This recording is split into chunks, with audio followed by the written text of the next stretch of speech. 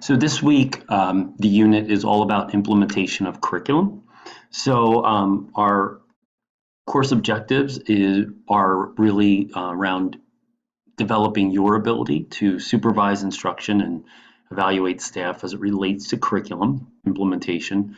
Again, thinking about designing and developing curriculum because that's going to be important for implementation and be thinking about how you can kind of conduct some experimental instructional programs.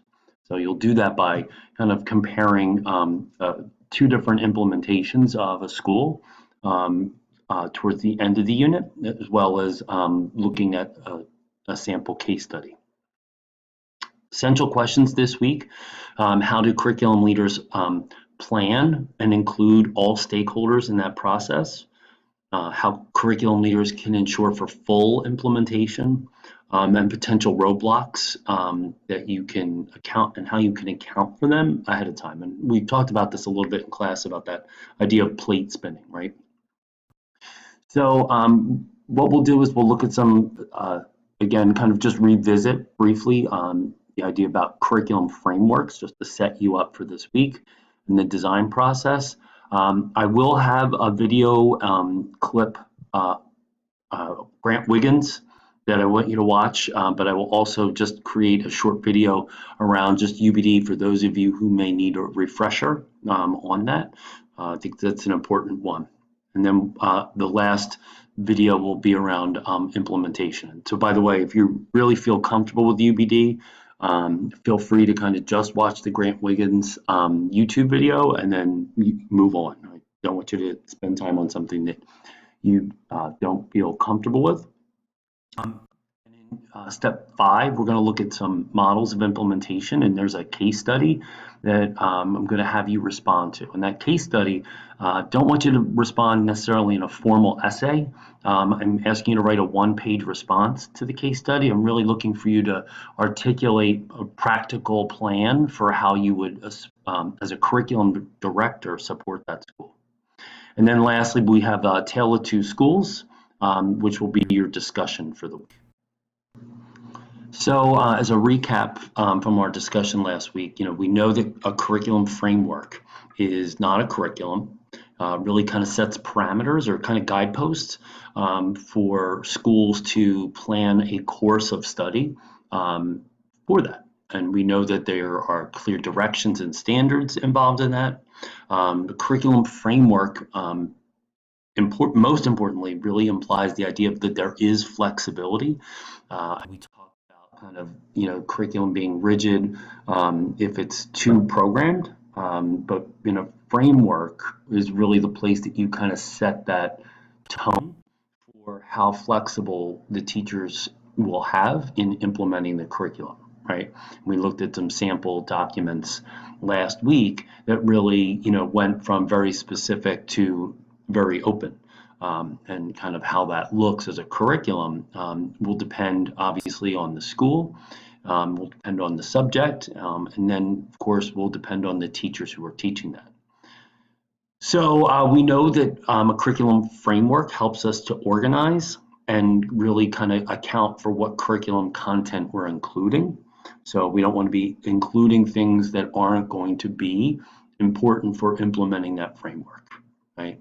We know that a framework needs to be mindful of the future. So if it is flexible enough, we know that it's going to account for the fact that there are things changing in the world, and that the curriculum is going to allow for the learner to come to making meaning based on the context of what's going on around them. So the content of a curriculum framework shouldn't be so specific that it's going to discount or not include the fact that things are changing at a rapid rate.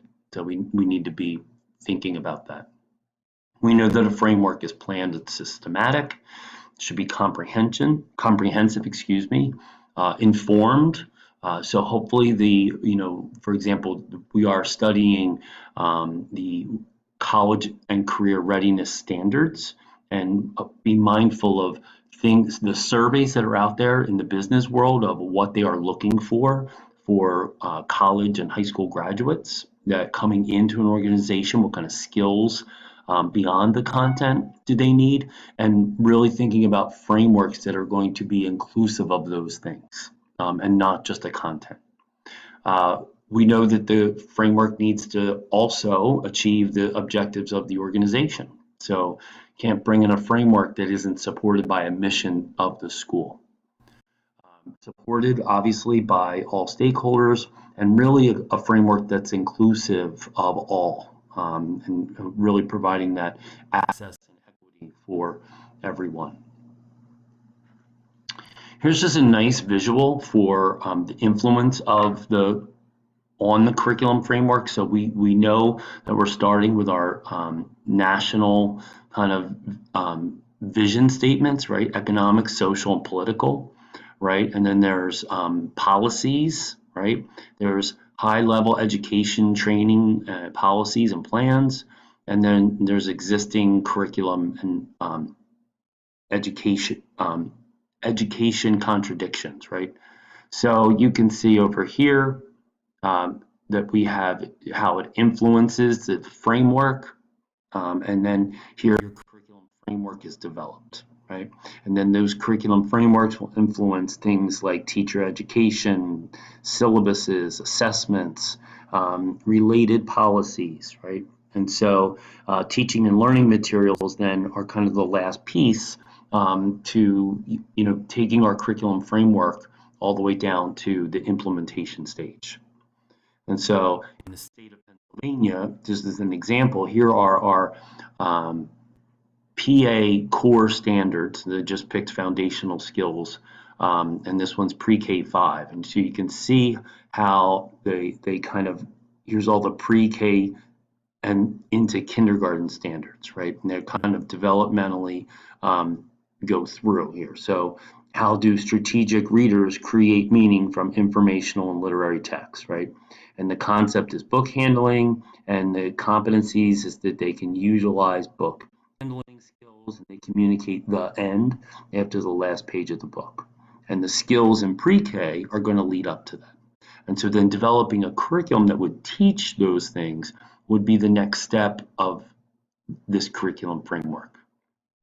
And of course, here's just something, another example of that in terms of comprehension skills. Again, same thing. So we take those standards, and of course, that's going to inform where we are in the needs assessment. And then, of course, task to designing and developing curriculum, testing it out, implementing it, and evaluating it, right? So we're going to really zoom in on this implementation phase this week of the curriculum frameworks. So last week we kind of looked at this slide. We think about the steps or the phase, right? And so in the identifying goals and outcomes is going to be really informed by that curriculum framework. And you're going to complete the needs assessment and task considerations. And we're going to develop the curriculum. And really then when you're implementing, you're really in that stage of evaluation. And that's where as you are implementing, you're going to be thinking about what's working and what's not working in order to kind of continuously improve what it is you're doing.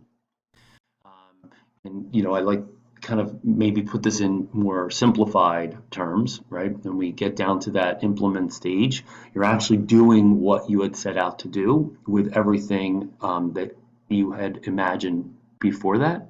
And as you're doing full implementation, you're really monitoring and assessing as you go. So again, I've said this before, you don't want to do something and then wait till the very end to see if it's working. So I'm going to stop here on the course introduction and just go over a few things on Blackboard just to explain what it is you'll be doing this week. So after you read the introduction and overview, you'll see here we're going to have a series of videos, this one included. I said the UBD one that I'm going to create for you is optional because many of you actually have a good handle on that one. I do have a Grant Wiggins YouTube clip, and actually I forgot to type in here. I have another one, a Teaching Teachers video. It's a short. I want you to watch that.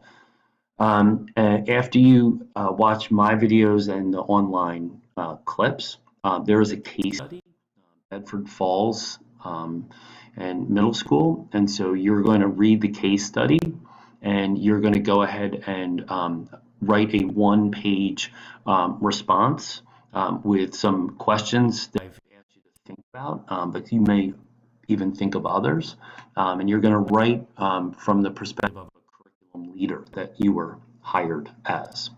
And so in that one-page paper, single space, this one can be somewhat informal, so you can use first person. And if you want to include bullets or outline structure, so in other words, I'm really not looking for the typical college paper. I'm really looking for you to come up with a practical plan for how you would support the school. There's some resources here so for you to look at curriculum frameworks. I also, and I'm going to actually, while I'm creating this video, think about it. I'm obviously in professor mode here.